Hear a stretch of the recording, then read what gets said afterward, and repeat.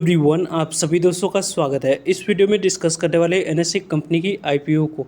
NSC company की IPO के बारे में बात करें तो लेटेस्ट जो अपडेट निकल कर आती हुई दिख रही है, इस लेटेस्ट अपडेट के अकॉर्डिंग यहाँ पे लगभग कंपनी की इशू साइज 30,000 करोड़ की रहने वाली है। और इस 30,000 करोड़ की आईपीओ आने से कौन सी कंपनी को यहाँ पे आपको देखा जाए तो बेनिफिट होगी। यदि इस कंपनी के वैल्यूएशन मैट्रिक्स पर काफ़ी अच्छी वैल्यूएशन पे यहाँ पे डिमांड्स कंटिन्यू अच्छी रहती है, तो आपको इस कंपनी के रिगार्डिंग जो भी यहाँ पे अपडेट निकल कर आ रही है उस अपडेट को इस वीडियो में डिस्कस करने वाले हैं।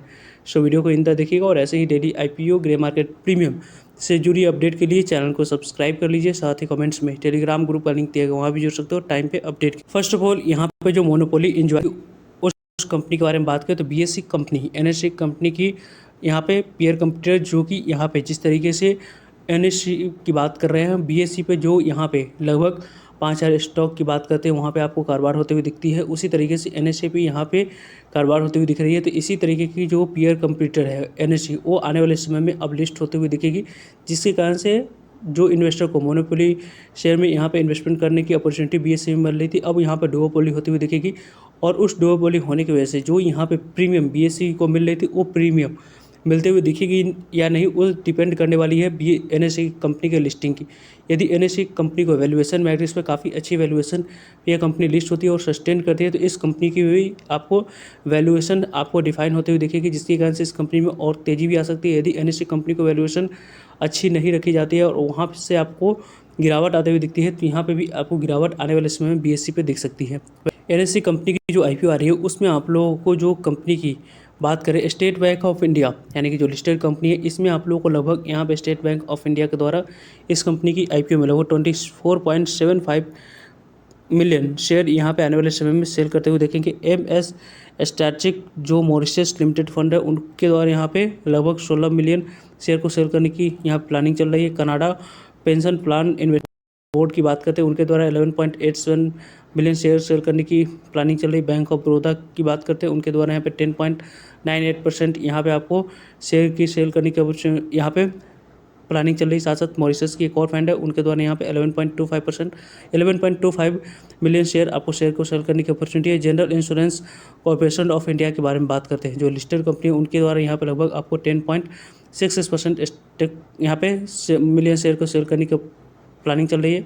नेशनल इंश्योरेंस कॉर्पोरेशन लिमिटेड की बात करें 6 मिलियन शेयर को सेल करने की प्लानिंग चल रही है। United India insurance company limited के द्वारा 6 मिलियन शेयर को सेल करने की प्लानिंग इस आईपीओ के थ्रू यहाँ पे चल रही है। यानी कि इस कंपनी में जो भी पैसा कंपनी रेज कर रही है वो कंपनी के पास न जाकर कंपनी के यहाँ प्रमोटर्स यानी कि जो कंपनी के इन्वेस्टर है पहले से, उनके द्वारा जो स्टेक को सेल किए जा रहे हैं उनके पास से पैसे जाते हैं। आज ही यहाँ पे निकल कर आते हुए दिख रही है कि एनएससी कंपनी की आईपीओ में लार्जेस्ट यहाँ पर सेलर जो होने वाले हैं वो आपको एसबीआई आपको सेल करते हुए देखेंगे। साथ साथ पीएसयू बैंक में आपको bank of Baroda, general insurance company आपको सेलिंग शेयर होल्डर्स के तौर पे अपने स्टेक को सेल करते हुए इस आईपीओ में दिखेंगे।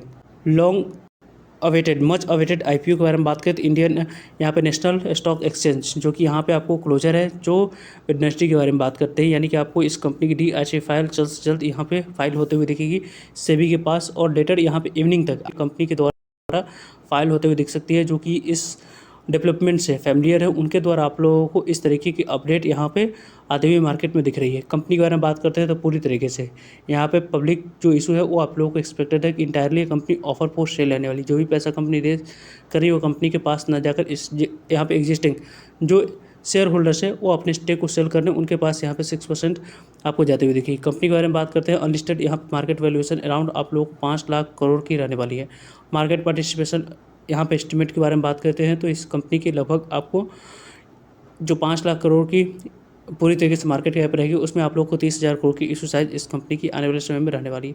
लार्जेस्ट आईपीओ होने वाली है कैपिटल मार्केट में यहाँ पे यह कंपनी, जो कि आने वाले समय में बीएससी एनएससी दोनों जगह पर लिस्ट होते हुए दिखेगी। कंपनी की यहाँ पे कंट्री के लार्जेस्ट यहाँ पे इस कंपनी में आपको जो स्टेक होल्डर है उनके द्वारा यहाँ पे एलआईसी के बारे में बात करें, life insurance corporation of India के द्वारा भी इस कंपनी में आपको स्टेक को सेल करते हुए दिख सकते हैं। साथ साथ इस कंपनी के बारे में बात करते हैं तो यहाँ पे आपको बीओबी हो गई, बैंक ऑफ इंडिया हो गई, जीआईसी हो गई, एनआईसी हो गया, मॉरिशस बेस यहाँ पे जो शेयर होल्डर्स हैं उनके द्वारा अपने स्टेक को इस कंपनी में आईपीओ के थ्रू शेयर को सेल करने की अपॉर्चुनिटी देखा। इस कंपनी की डीएचपी यहाँ पे आज ही की डेट में फाइल होते हुए दिखेगी। इसके रिलेटेड आप लोगों को अपडेट आते हुए दिख रही है, जिसके कारण से बीएससी में यहाँ पे गिरावट भी दिखी है और एनएससी की डीएचपी जो फाइल होगी उसमें आप लोगों को 30,000 करोड़ की इशू साइज हो सकती है।